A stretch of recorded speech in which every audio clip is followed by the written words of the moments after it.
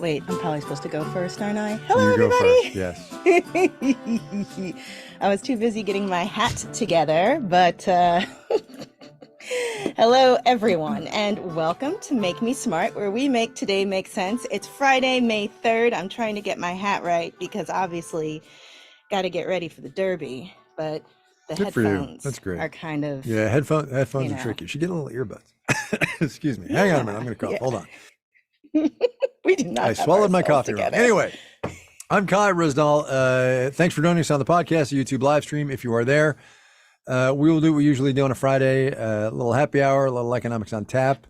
And that's the way we roll on a Friday. Yeah, I think you're right. This is going to stretch my hat out too much, and I Yeah, have to don't wear do it that. tomorrow. So no. Anyway, we are going to do, as usual, some news, we'll take a break, and then we will play a game. But before, we got to talk our drinks. And of course, because it's Derby Day tomorrow, I have a mint julep, which I made with mint from my Nice. garden. Yes. What are you drinking? Did you? Oh, good for you. I'm having a cup of Mhm. coffee in my Puabic mug because I got some things to do this afternoon for which I need to be not beard up, which is kind of too bad. But Fair enough. Yeah. All Yeah. right. Let's see what other folks are drinking. Mike Marsh has a salty crew, a boat beer. Marvin Ramirez has a Chopin vodka martini with blue cheese olives.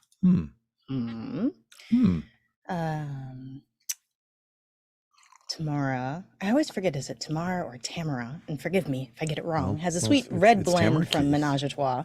It's not Tamara Keith. I always think about Tamara Keith. It is but Tamara I don't Keith. know. No, it's not that Tamara Keith in our chat, but it's Tamara Keith. Yes, I know, but it's Tamara Keith. Pronunciation But then wise. I don't know if she says her name Tamara or Tamara. So my bad. But anyway, drinking a sweet red blend from Menage a Trois, and Tim has a dank little thing IPA, hazy IPA even. Wow. Sea Fatog has in Seattle, we celebrate a different party opening day of boating season, the spring celebration of the Pacific Northwest and the University of Washington rowing team. Very cool. Very cool. And it's the same as Tamara Keith. So it is Tamara. Great. There we go. Yeah. Evil Genius 007 says, what's the silly alternative name for those fancy hats that technically aren't hats? Fascinators is what they're called, which I don't understand. How did that happen? Look at you, Kai. I know. Get a Because lot they're of fascinating to look at. I don't think that's it. That's too easy. That's too easy. It is too Man, easy. Oh, gotta let a puppy in? I had to let Willie in. Yeah. Yeah, when Jasper's coming over to have a look at you. Right. I moved my mic to the other side just so he could have a better view. Anyway, well, shall we? Let's do some news. Yes, All what's right. your news? So mine, I saw this online in the New York Times maybe 18 hours, 24 hours ago. That's the thing about getting your news on the internet versus in print, is that it comes at different times and you kind of get messed up. Anyway, so super interesting piece, somewhat dorky, about how Southern Europe now, Spain, Portugal, and Greece specifically, are the economic engines driving European growth, and that Germany is the laggard. And in fact, the Times says the Germans got complacent with their economic growth, which led them to be dependent on Russian gas and all kinds of things. And that's super interesting because less than 10 years ago, right, 2015, it was all about how Greece was going to be ring fenced and they were going to isolate it and maybe throw it out of the euro, the single currency, and Spain and Portugal were the poor men of Europe and they had to get bailed out and all this jazz. And now, less than 10 years later, they've been through their austerity budgets. They've fixed the corruption problem. They fixed most of their pension problems. Tourism is booming, and those economies are leading Europe economically. And that to me is just totally, totally fascinating. It's just wild. Did they say why? Yeah, because they did all the really hard stuff. They did the austerity, they fixed corruption, they did the pensions, and tourism is, after the pandemic and all that jazz, everybody wants to get the hell out. They're all going and those spending time in places are Spain, warmer. Portugal, and Greece. Right. And they're That's a warmer. good That's point. right. Yeah. Yes. And I mean, and that's a good point because Germany and France and the others, they didn't have to do those pension reforms. And I think the pension reforms are huge. And that's enormous, really coming to get them now. And this is actually a looming crisis here in the United States as well. But that's a topic for a whole other show. 1000%. Yeah. Actually, we So there should you do go. something on pensions at some point. Let's add that to the deep Yeah. dive list. So yeah, we should do like public sector pensions, right? Because those are Yes, the things public that are, sector. That's what yeah, that's what I yeah, mean. for Yeah. sure. Yeah. Yeah. Yep. Yep. Yep. Okay, so my news is about menopause, which apparently we Oh need to yeah. be saying more out loud because, Oh, as totally. Halle Berry said, along with a bunch of other senators, we need to destigmatize menopause. And so there was a big press conference this week on the Hill about new legislation that wants to put $275 million towards research and education around menopause. And I'm reading here from the Associated Press, the legislation calls for the federal government to spend more on clinical trials on menopause, as well as hormone therapy that is used to treat hot flashes and other symptoms. And we have a clip of Halle Berry being very passionate about this at the press conference. I'm in menopause, okay? And that's why I'm having this issue. Yeah. You know, and she was saying that when she started having issues related to menopause, it felt like the doctor was even afraid to say the word. And she said, we have to talk about this very normal part of our life that happens. Our doctors can't even say the word to us, let alone walk us through the journey. And so, yes, menopause. Hard endorse on this one. It is a thing in my house, and it's not me. But the stuff that happens when women go through menopause that I'm reasonably aware kind of guy, right? There's sleeplessness, there's forgetfulness, there's all kinds of things that happen. It's not just hot flashes. And the degree to which this is actually taught in medical school is approximately zero. Let alone research after the fact. It's actually enormous, and it's well past time that we started looking at this.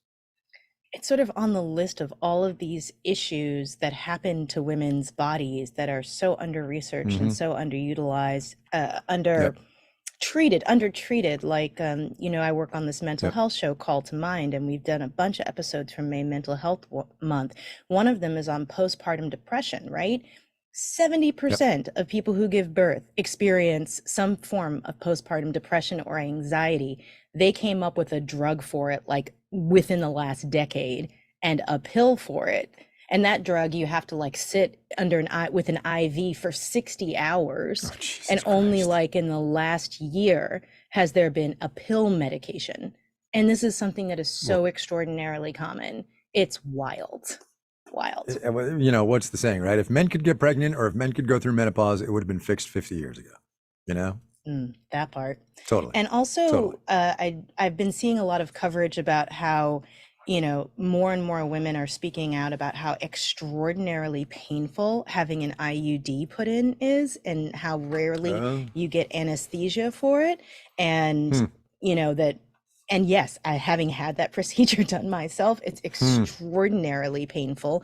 And they're just like, oh, you don't have that many nerve endings there. You won't be able to feel it that much. Oh, no. Whatever. Are you kidding me? Seriously? Yes. Oh, my God. Yes, that's literally it. And so more research for all of these things, for all of that. Taking women's pain seriously. Totally. 100%. 100%. All right, that's it for the news. We are going to take a break and come back and do a little half full, half empty after, wait for it, this.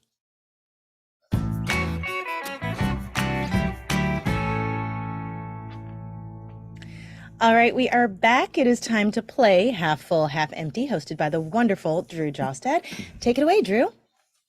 All right, customers at Dave and Buster's locations will soon be allowed to place cash wagers on arcade games. Are you half full or half empty? Oh my God, are you kidding me? So first of all, Dave and Buster's is hell, full stop. Also, is that what we need? Do people need that? And finally, either Indiana or Illinois has actually pushed back on that, and they're going to pass some law that says you can't do that because that's dumb. I mean, how long before parents are placing bets on their kids' games at Chuck E. Cheese's? I mean, right. Forget it. Hard pass. Empty. Hard pass, all the way empty. Let's not. I mean, look, we have enough addictive things in our lives. Right. Like, do we have to bet on everything, says the person who's going to the races tomorrow. But I'm not gonna be fair. gambling. That was very, yeah. Yes. Oh boy. All right, Half Drew, what else you full- got? Half full or half empty on the decline of desk phones? Oh, so this was a story Megan McCarty-Carino did for Marketplace this week. Desk phones, those big consoles that receptionists and executive assistants sometimes have or had, because aren't too many of them in the office anymore, or even the little ones like on my desk, are just not getting used because mobile and other ways to communicate. Technology has passed those things by. I'm half empty. Do without. Oh, so half empty on keeping them, you mean? Yeah. Oh, yeah. Okay, go ahead, landline lady. What do you have to say? I don't have strong feelings about this. I occasionally dust off my desk phone when I'm in the office because it forwards automatically to my cell phone, and I don't use it. Sometimes if I happen to be in the office, I will use it to dial out, but rarely. So yeah, we don't need it. Yeah. I mean, Don't need it. I shudder to think of all the plastic heading to landfills as these things go out of use, but maybe that means we stop making more and it's one less thing to make. Yep. Half full or half empty on pop-up co-working events? I don't know what those are. Speaking of that, speaking of Chuck E. Cheese's, I saw online where someone rented out a Chuck E. Cheese's for a co-working space for the day, No and way. like 20 people showed up. So this was a story. Was it on? Yeah, it was on Marketplace, but when I was hosting last week, about how people who are working remotely can get a little lonely, and so folks are renting out bars and other event spaces and just setting it up as a space for people to co-work, to sort of have a little vibe session. And I think it's a great idea. Sure, why not? Get some business to small businesses and get people out of the house, hopefully make some new friends. Have full. Yeah, I totally agree. Have full. Totally. Ooh, except Matthew Carroll says, no, just no pop-up working events. I see enough of my colleagues during the day. Well, yeah, but you're not who they're for. Yes, but it's Matthew. not That's for you. Right, exactly. All right, a new bill in the state of Florida will ban the sale of lab-grown meat. Are you half full or half empty? Yeah, I heard this yesterday. I'm half empty. I think I'm half empty on the lab-grown bill, meat and is I'm half fine. full on the lab-grown meat. Yeah, I think lab-grown meat is fine. Every week I feel like I'm seeing a new story about how much smarter animals are than we realize they are, and if it's a way for us to, be kinder to nature with hopefully less environmental impact, sure. And yes, I know that right now lab-grown meat is not less environmentally impactful, but hopefully with scale, that's exactly it. things will get better. Yes. It will be. We have to alter the food chain as part of the fight against global warming. We just have to. Yes. It also was not being sold anywhere in Florida. It's right. not like it Very that important part. point. Yeah. That part. Okay, last one. Boy. All right, ready for the poll in the chat. Here we go, peeps. Okay. The question is, are you half full or half empty on Unfrosted, which is Jerry Seinfeld's new Pop-Tart themed movie on Netflix?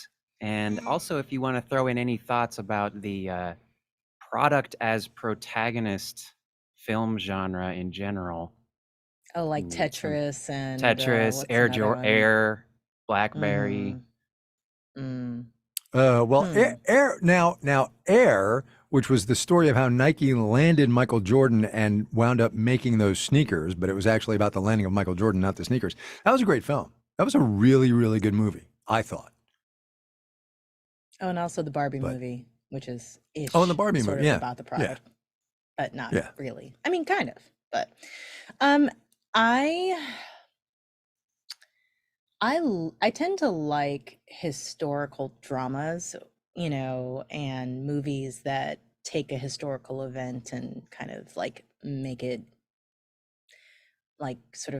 movie-ish. Like, what was the one about the Iranian hostage crisis? Argo, yeah. Like Ben Affleck. as Yeah. long as we recognize that, there's creative liberties taken, Mhm. I do like those kinds of movies, and it's interesting to get a little behind the scenes on things that happened, and often it inspires me to go and read a little bit more deeply. I mean, Oppenheimer was kind of like that, right? Mhm. Mhm. There all the sort of knock-on think pieces about that movie, highlighting what the movie left out, what the movie glossed over, what, all those things. So I kind of enjoy those sort of historical looks at events and products. Sure, why not? I ate a great many Pop-Tarts growing up, name brand and off brand. I didn't have a Pop-Tart till I got to college. That makes sense. I mean, you're probably better off for it. Well, that's probably true. That's probably true. But I don't think you're speaking going to learn of, anything from this Pop-Tart movie, though. Yeah, no, it is Oh. not going to be. It is not one of the. Oh, do you not know the premise of it? Yeah, it's about Pop-Tarts, but it's not really about Pop-Tarts. It's about this mythical, semi-fictionalized thing. Yeah. All right. I Anyway, thought so we it got was actually going to 150 be votes about in. the story behind Oh, Pop-Tarts. hell no. Hell no. Hell Oh no. gosh, I guess I have to read up more on this. Okay. Mm. Well, all right. So let's look all at the right. poll. Let's close that I poll. love We got this. 155 votes in. What? Toxic says toaster strudel is Pop-Tarts done correctly. I agree with that. Right. Definitely prefer the Right. toaster strudels over the Pop-Tarts. Totally. I guess I will be half empty. I don't. You're No good going with the reason. crowd. You're going with Just the crowd. 'cause. So 160 votes, 159 votes, half empty 62%, half full 37%. I'm all the damn way empty on this thing. Jerry Seinfeld has too much money and too much time on his hands and just can't why? What are you doing? And also the B movie? Shut up. Come on, man. All right, that's it. That's it from me. That's my rant. Strong feelings there. Yeah, Okay. I just, the cultural zeitgeist is messed up enough without Seinfeld doing something like this. That's all I got. Now I really have to go and see what this movie is about. Also, hey, you kids, get off my lawn. All right. So that was that. Yes, we are done. There we go. All right, that is There we it for go. us today. I will be back on Monday with Amy Scott. If you have a question Yes. or a comment for us, you know how to reach us. Leave us a voicemail at 508-UB-SMART or email us at makemesmart@marketplace.org.